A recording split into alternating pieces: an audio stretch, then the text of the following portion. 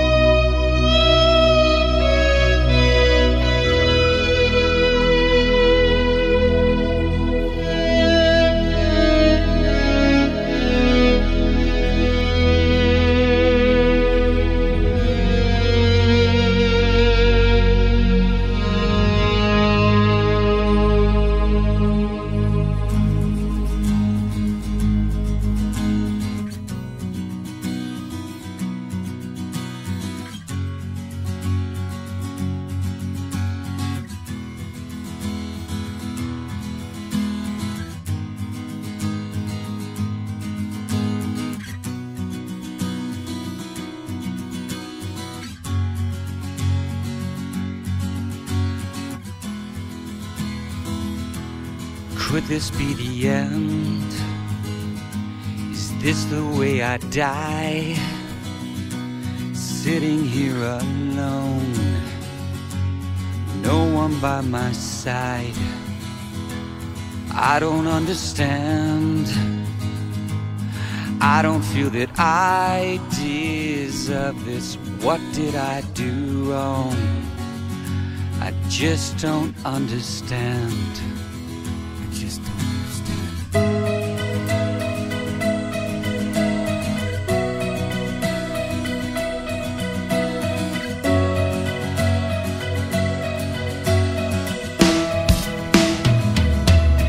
Give me one more chance. Let me please explain. It's all been circumstance. I'll tell you once again. You took me for a ride, promising a vast adventure. Next thing that I know, I'm frightened for my life. Now wait a minute, man, that's not how it is. You must be confused. That isn't who I am. Please don't be afraid. I would never try to hurt you. This is how we live, strange although it seems.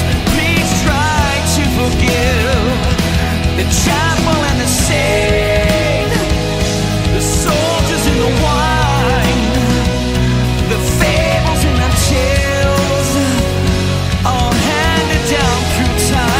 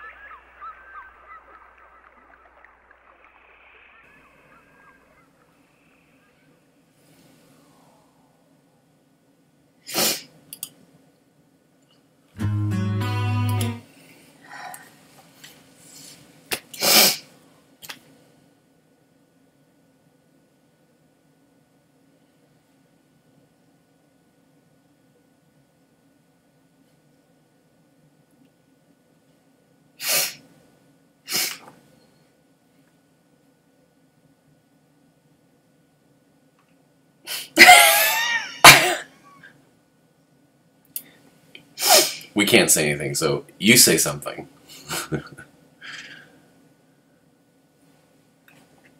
They all knew. Well, some of you They knew. all knew. And I can just kind of see them watching us as these movements are happening. And you know what? I didn't even on purpose see how long this song was. I'm trying not to do that anymore with Dream Theater because of what happened with that at Wits End, where there was that you saved long the day because outro. according to what people have been saying, all of you who've been commenting those when you've been watching the first reactions of At Wits End, people are unknowing and they're doing what I did, which was thinking it's over and stopping it when you had the wherewithal to actually be looking at the timer on your phone. Yeah, this time, because we're not doing it on Spotify with a window that we can see, I didn't do that on purpose. I couldn't see how much time was left in the song. That's why you heard the song start again, because... I'm okay with that. That tells us it's over. I'm just gonna, for me, I'm just gonna let that one just rest, because that was quite... I can't believe that I haven't heard that song before. I can't believe that it just hasn't come into my life. But that's like Dream Theater wrapped up into one huge package. That low register that he was singing was different than anything that I had heard, and that doesn't mean that there aren't songs out there that... and the story took such a turn. Yeah. That's what got me. Yeah, he was a badass at the beginning. And then, yeah. And what caught me about the song, about 3/4 of the way through, was all of a sudden, even though it was the first time I was hearing it, how familiar I was with the song. And the parts just kind of kept coming back, and it was very comfortable. Did you see the movie playing in your head? Oh, totally about going the through the hills. Oh, and the fields. Oh yeah. And there's so the sunshine much, and the birds and... There's so much to that song to unwrap and unpack. We said it was like a present at the beginning, right? That was quite a present, everybody, and I'd love to bring up the list. What we'll do is we'll put in the notes on who suggested this song to us, because that's a real gift. I would have missed this one. I don't know why. Of them. There were many of you that suggested it. Yeah, and absolutely. Yeah, that was quite a. We'll get a list next to us on paper, because we don't want to switch screens. Yeah. We could use a lot of resources on Excel on the computer.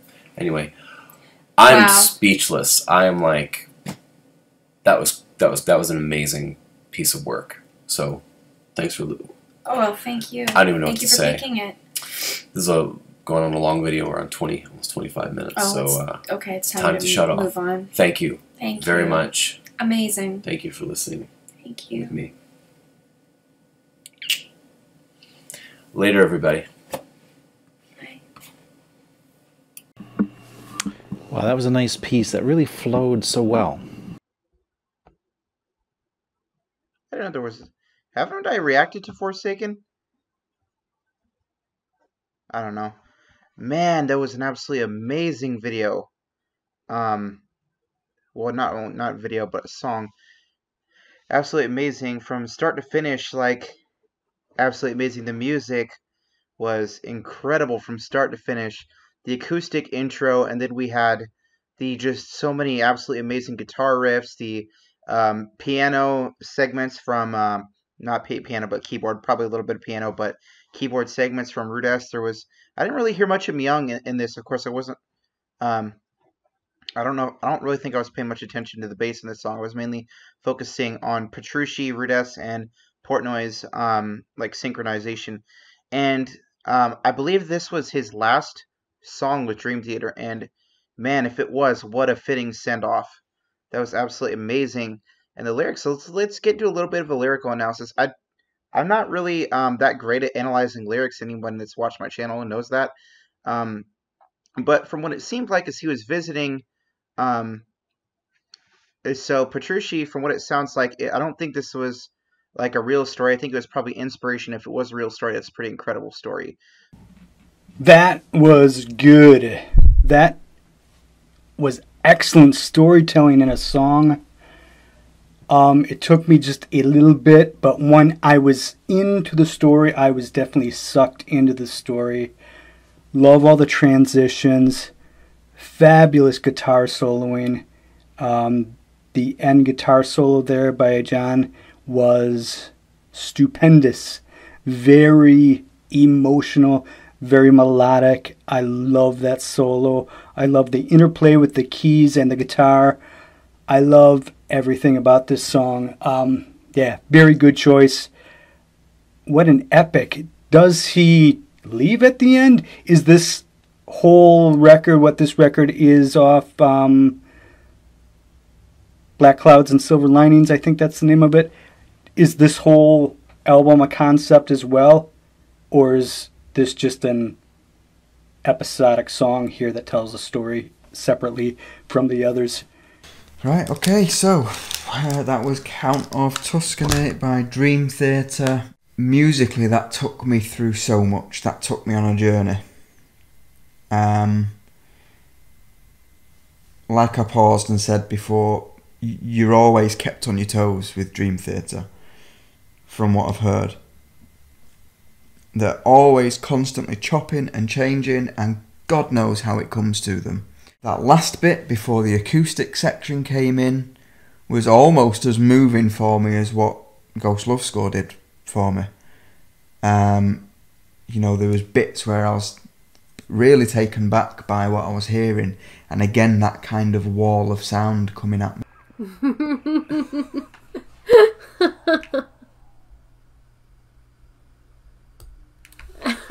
There you go. That was pretty epic. Yeah. Sometimes my head feels squeezed. Yeah, that was pretty epic. I felt like it had 3 distinct sections, and the first section with like all the hard rock stuff that lasted the longest. Okay. And then I feel like this is all like obvious stuff. No. And then the middle section was that soft, slower section, which reminds me. This dates me of like, if anybody's been to Epcot Center in Florida, like a lot of their sound effects and like their older rides, like like older rides that aren't there anymore, like all these like you're going through this tunnel in this slow omnimover, and it's like it's like playing this random music in the background. Okay. That's what that was reminding me of. That's fair. That's interesting. And then the last part was, felt like it could have been on the radio. Yeah. Like it was just this cool rock song that just had great lyrics to it. And I thought it was really cool. Each section was really unique, but then they kind of all tied together. Wow. I have to say, Dream Theater are not disappointing. They do not disappoint at all. So, the Count of Tuscany.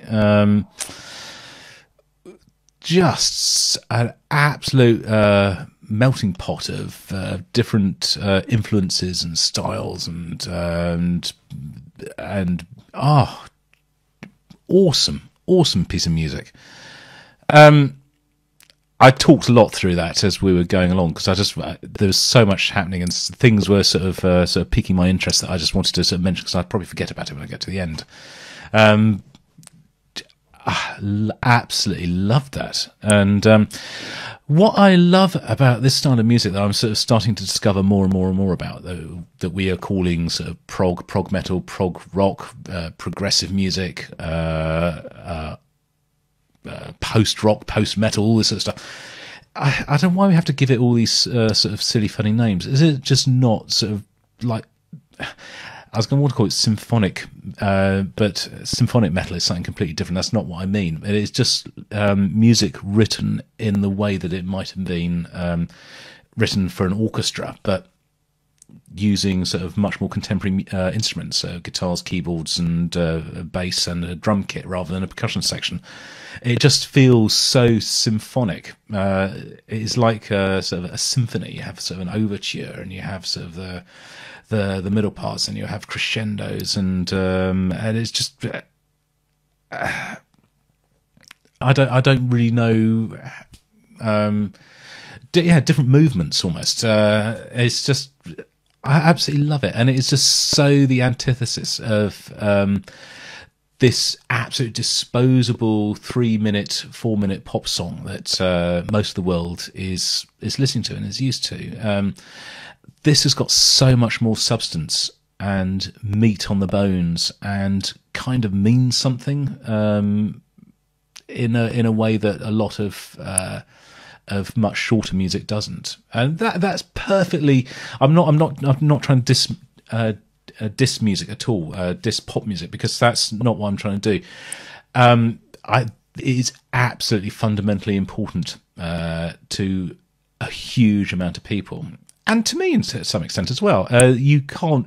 This is not something you're going to have on at your wedding as a disco to dance to, is it, or something like that? And it's probably not what you're going to be humming along to on the morning commute when you've got the kids in the car dropping off at school. But this is more for individual self moments, for sort of just being by yourself and with headphones and just sort of taking yourself away and losing yourself in the music. This wasn't a track, this was an adventure. Yeah, it's almost impossible to judge a track like this by listening to it once. That wouldn't do it justice.